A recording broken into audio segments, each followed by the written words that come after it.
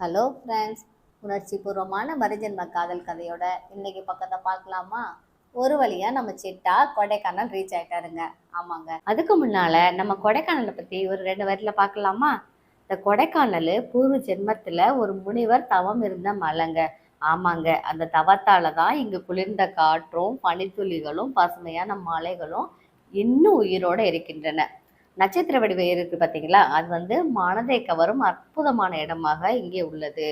அதுக்கப்புறம் ஸ்பெஷலா என்னன்னு பார்த்தீங்கன்னா, 12 ஆண்டுக்கு ஒரு முறை மலரும் நீலக்குறிஞ்சி தான் இந்த மண்ணோட அதிசயம். அடுத்தது நம்ம சிட்டா எங்கே போனாங்க? நட்சத்திர வடிவ ஏரியை தாங்க பார்க்க போனாங்க. ஆமாங்க, அந்த ஏரிக்கு முன்னாடி நின்று நம்ம சிகிக்கு வீடியோ கால் பண்ணாங்க.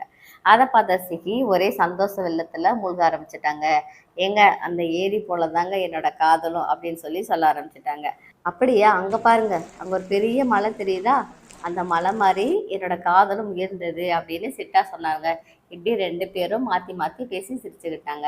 அதுக்கப்புறமா மகேஷ்குமாரும் அவங்க பசங்களும் குணா குகை பக்கம் போனாங்கங்க. அப்ப நம்ம மகேஷ்குமார் என்ன பண்ணார் அப்படின்னு பார்த்தீங்கன்னா, ஒரு வீடியோ கால் பண்ண ஆரம்பிச்சிட்டாங்க. யாருக்கு? நம்ம சிகிக்கு தாங்க. வீடியோ கால் பண்ணி ஒரு பாட்டு பாட ஆரம்பிச்சிட்டாரு.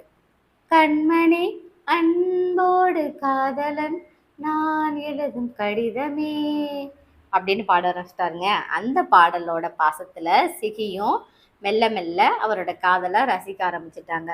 ஒருத்தருக்கு ஒருத்தர் மனம் விட்டு பேசி அந்த ட்ரிப்பையே அழகான காதல் நினைவா சிகியும் சிட்டாவும் மாத்திக்கிட்டாங்க.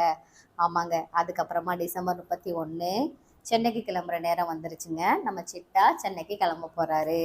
அப்போ சிகி மெதுவா சொல்ல ஆரம்பிச்சாங்க, நானும் சென்னைக்கு வரட்டுமா அப்படின்னு கேட்குறாங்க. சென்னைக்கா? எதுக்குங்க அப்படின்னு கேட்குறாரு.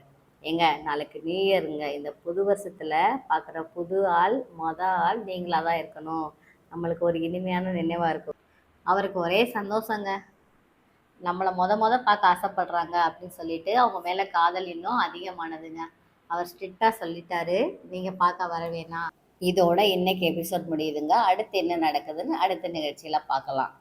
இந்த வீடியோ உங்களுக்கு பிடிச்சிருந்துச்சுன்னா மறக்காமல் லைக் பண்ணுங்கள். நம்மளோட சிகிச்சிட்டா சேனலை சப்ஸ்கிரைப் பண்ணுங்கள். நன்றி.